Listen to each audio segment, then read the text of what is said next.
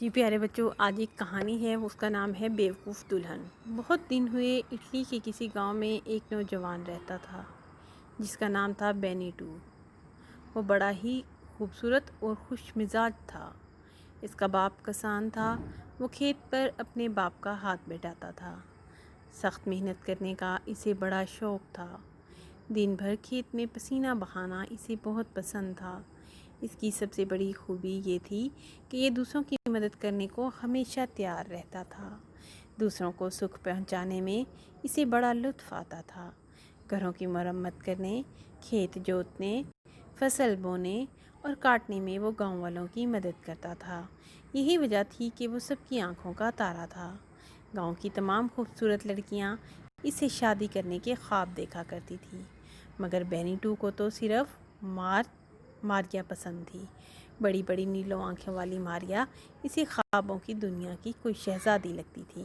وہ اس کو اپنی دلہن بنانے کا فیصلہ کر چکا تھا۔ ماریا بھی اسے چاہتی تھی۔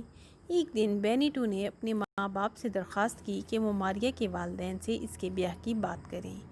ماریا کا باپ بھی کسان تھا۔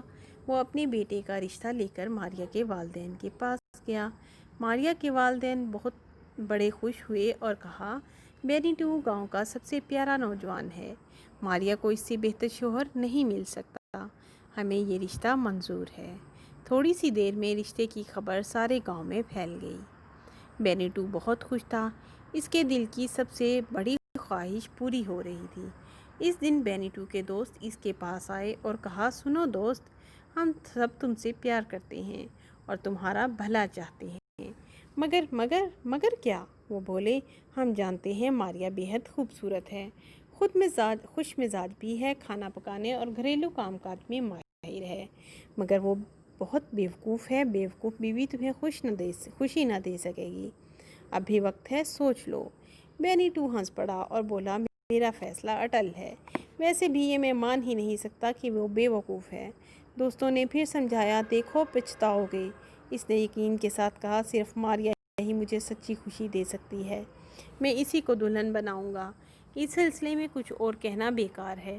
تھوڑے دنوں بعد گاؤں کے چرچ میں دونوں کا بیاہ ہو گیا۔ ماریا دلہن بن کر بالکل پری جیسی لگ رہی تھی۔ بینیٹو کا مارے خوشی کے برا حال تھا۔ اس کے دوستوں نے مبارکباد دی اور کان میں کہا، ہماری دعا ہے کہ تم خوش رہو، خوب پھلو پھولو، مگر یاد رکھنا ماریا بیوقوف ہے۔ اس کی بیوقوفی تمہاری زندگی کو دکھی بنا سکتی ہے۔ ماریا بیوقوف نہیں ہو سکتی۔ بینیٹو اپنی بات پر اڑا رہا۔ شادی کے اگلے دن بینیٹو نے دوستوں کی دعوت کی۔ ماریا نے طرح طرح کے کھانے تیار کیے اور انہیں خوبصورتی سے میزوں پر سجا دیا۔ دوستوں نے خوب مزے لے کر کھانا کھایا اور ماریا کی مہارت کی تعریف کی۔ انہوں نے کہا، ایسا عمدہ کھانا تو ہم نے کبھی نہیں کھایا۔ کھانے کے بعد وہ شراب پینے لگے۔ جب شراب ختم ہو گئی تو بینیٹو نے ماریا سے کہا کہ وہ تہہ خانے میں رکھے ہوئے ڈرموں میں سے شراب نکال کر بوتلیں بھر لائے۔ وہ فوراً تہہ خانے کی جانب چل پڑی اور ایک ڈرم کی ٹوٹی کھول کر بوتل بھرنے لگی۔ اسی وقت وہ سوچنے لگی، میری زندگی خوشی سے بھری رہے گی، ہر طرح کا آرام نصیب ہوگا اور پھر میرا چاند جیسا گول مٹول سا ایک بیٹا ہوگا۔ میں اس کا نام بینی ٹکٹور رکھوں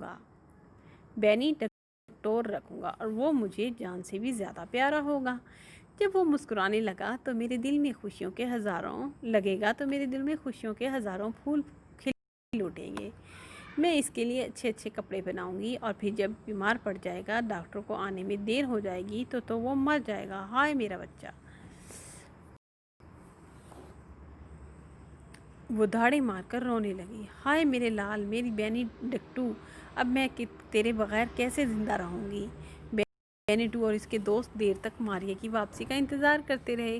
سب حیران تھے کہ آخر وہ کیا کر رہی ہے، اتنی دیر کیوں لگا دی۔ اس وقت انہوں نے ماریا کے رونے کی آواز سنی۔ سب تہہ خانے کی طرف دوڑے۔ وہاں جا کر عجیب سا منظر دیکھا۔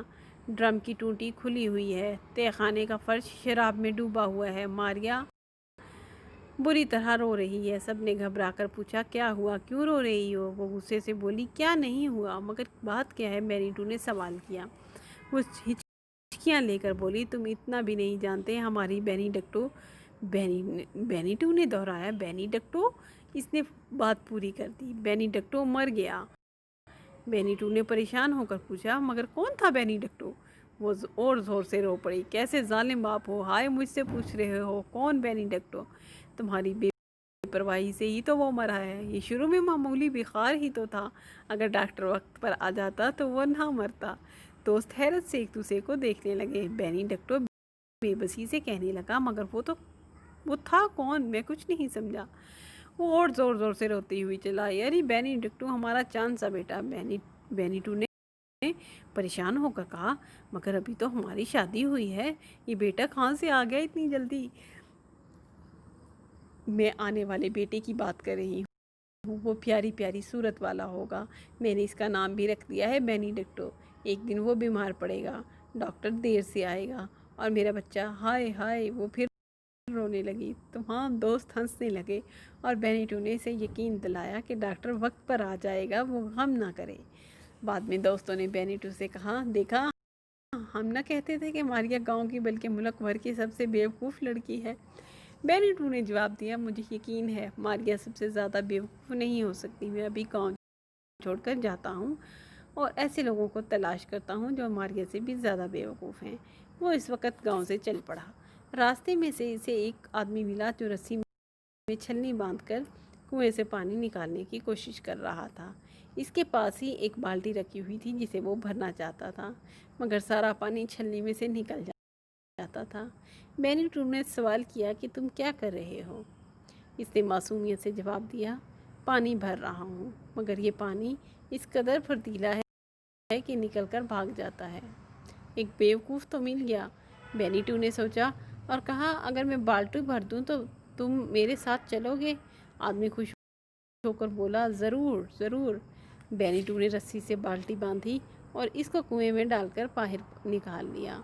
बाल्टी में पानी भर गया। वो आदमी बेनीटू के पीछे हो लिया। आगे चलकर बेनीटू ने देखा, एक दरख्त की शाख पर से एक आदमी नीचे को कूदने वाला है और इस शाख के नीचे दूसरा आदमी एक पतलून हाथ में लिया खड़ा है। बेनीटू ने शाख वाले से आदमी से पूछा, ये तुम क्या कर रहे हो? आदमी ने बताया, मैं पतलून पहनने की कोशिश कर रहा हूँ। 8 बार कूद चुका हूँ, मगर मेरी टांगें पांचों में नहीं जाती। दूसरा भी मिल गया। बेनीटू ने दिल में कहा और आदमी से कहने लगा, अगर मैं तुम्हें पतलून पहना दूँ तो तुम मेरे साथ चलोगे? वो बोला, ज़रूर ज़रूर। बेनीटू ने कहा, नीचे उतरो, दरख्त से टेक लगाओ और फिर एक टांग एक पांचे में डालो और दूसरे पांचे में। बेनीटू दोनों आदमियों को गांव लाया और अपने दोस्तों को सारी को कहानी सुनाकर कहा कि अब भी तुम कहते हो कि मारिया सबसे ज़्यादा बेवकूफ़ है।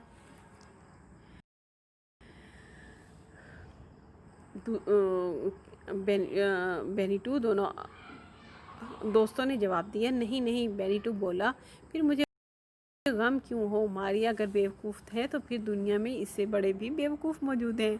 तुम ठीक कहते हो, दोस्त भी मान गए। कहा जाता है कि बेनीटू ने मारिया के साथ बड़े सुख और आराम से ज़िंदगी गुजारी। लिहाजा बच्चों, अब आपको ये एक मज़ाहिया कहानी थी, इसमें आपको कोई सबक नहीं मिलेगा, लेकिन आप जो है ये आपके फ़न के लिए, कभी कभी इंटरटेनमेंट भी होनी चाहिए। अच्छा, अब मैं आपको एक काम बताती हूँ, आपने क्या करना है बच्चों, वो है सब्सक्राइब करना। लाल लाल यहाँ पे वो है, आप उसको सब्सक्राइब करें लिखा हुआ। और दूसरा काम क्या करना है, बेल का बटन ज़रूर दबाना है। फिर तीसरा काम क्या करना है, कमेंट में मुझे बताना है कि आपको कौन सी स्टोरी पसंद आई मेरी, और आप कौन सी स्टोरी सुनना चाहते हैं।